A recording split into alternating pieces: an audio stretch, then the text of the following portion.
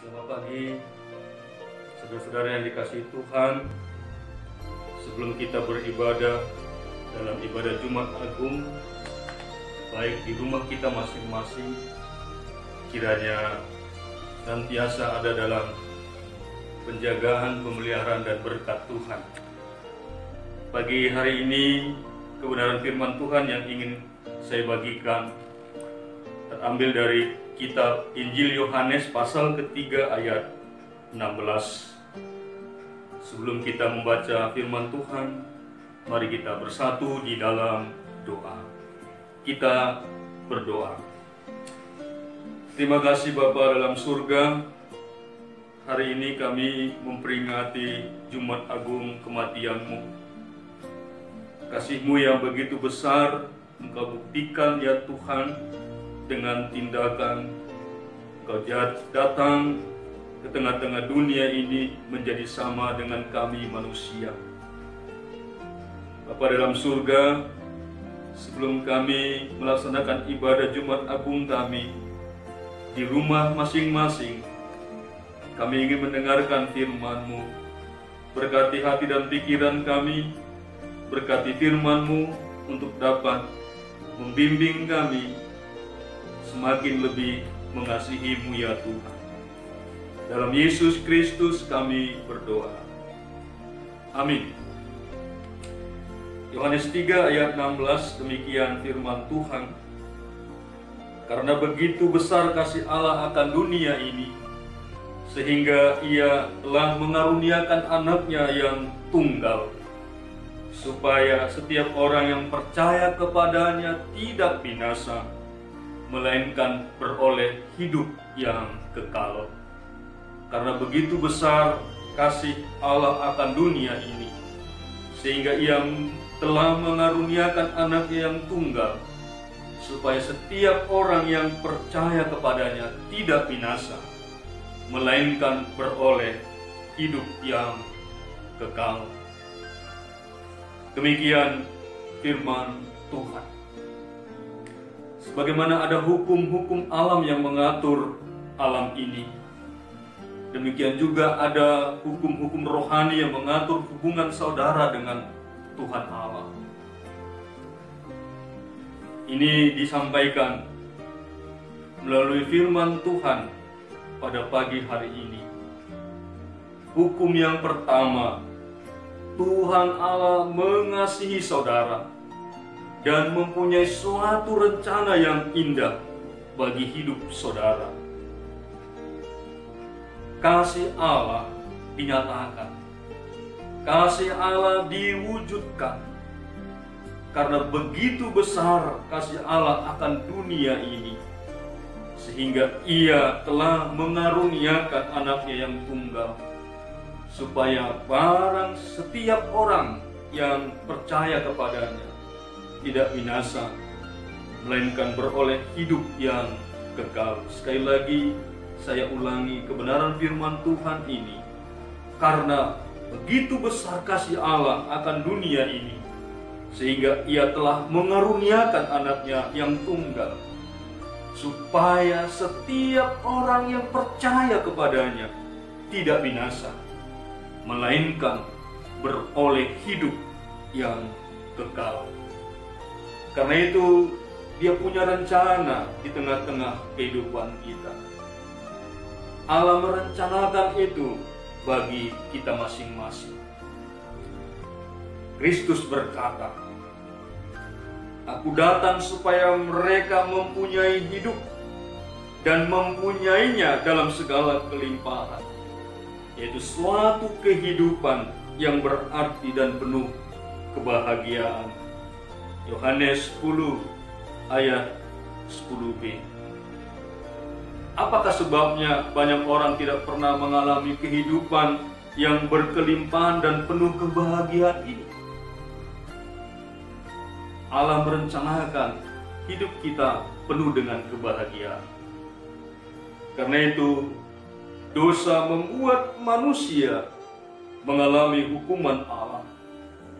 Hukuman itu bukan baru akan diterima dalam hukuman kekal kelak, tetapi sudah dialami kini.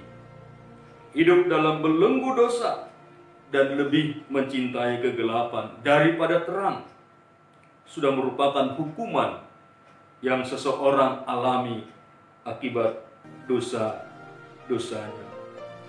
Karena itu, Allah ingin manusia tidak binasa. Allah ingin manusia hidup selama-lamanya bersama dengan Dia, sebagaimana rencana mula-mula Allah di tengah-tengah dunia ini. Mari kita terus menjalani hidup kita ini semakin lebih mengerti akan rencana Allah yang telah datang menyelamatkan kita, menebus kita, bahkan rela mati di kayu salib demi umat manusia. Sebab itu ada hukum yang kedua yang mengatakan tentang kita di tengah-tengah dunia ini. Hukum yang kedua mengatakan manusia penuh dosa dan terpisah dari Tuhan Allah, sehingga ia tidak dapat mengetahui dan mengalami kasih dan rencana Allah bagi hidupnya. Manusia penuh dosa karena semua orang telah berbuat dosa dan telah kehilangan kemuliaan Allah.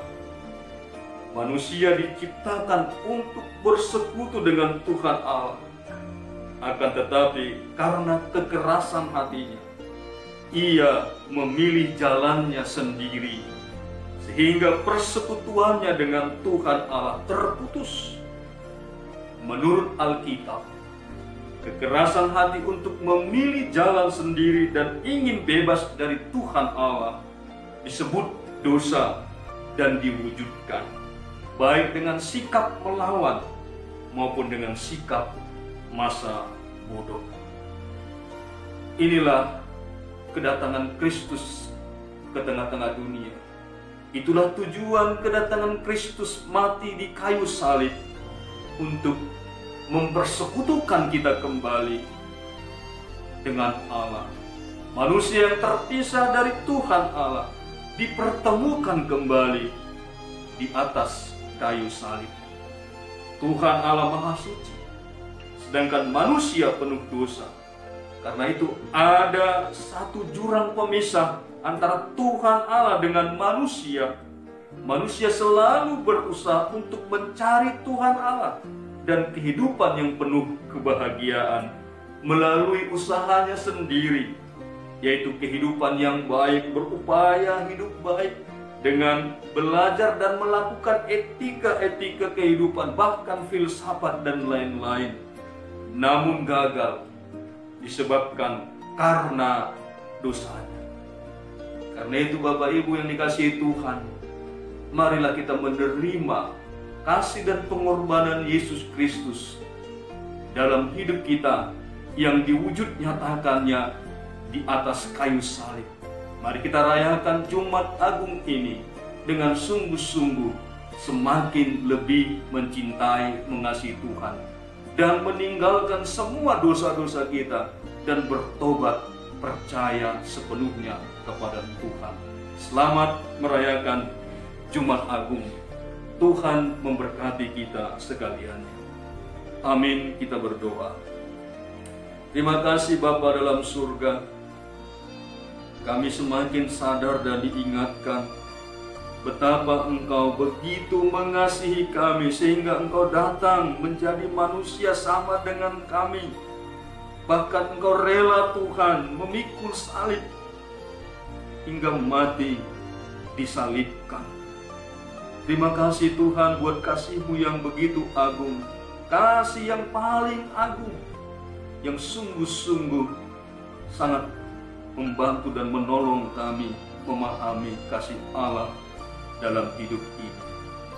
Dalam surga berkatilah sepanjang ibadah-ibadah dalam kehidupan kami, pribadi lepas pribadi, keluarga lepas keluarga, agar makna kematian-Mu di kayu salib yang mewujud nyatakan kasih Tuhan bagi umat manusia dapat semakin kami miliki dan kami hayati dan berbuah untuk membagikan, memberitakan kabar baik itu bagi semua orang yang belum percaya kepadamu. Terima kasih Tuhan buat kasih-Mu yang begitu besar kepada kami, sehingga Engkau mengaruniakan anak-Mu yang tunggal, hingga kami boleh diselamatkan. Dalam nama Yesus Kristus Tuhan, kami berdoa kepadamu. Amin. Tuhan memberkati kita sekaliannya. Salam.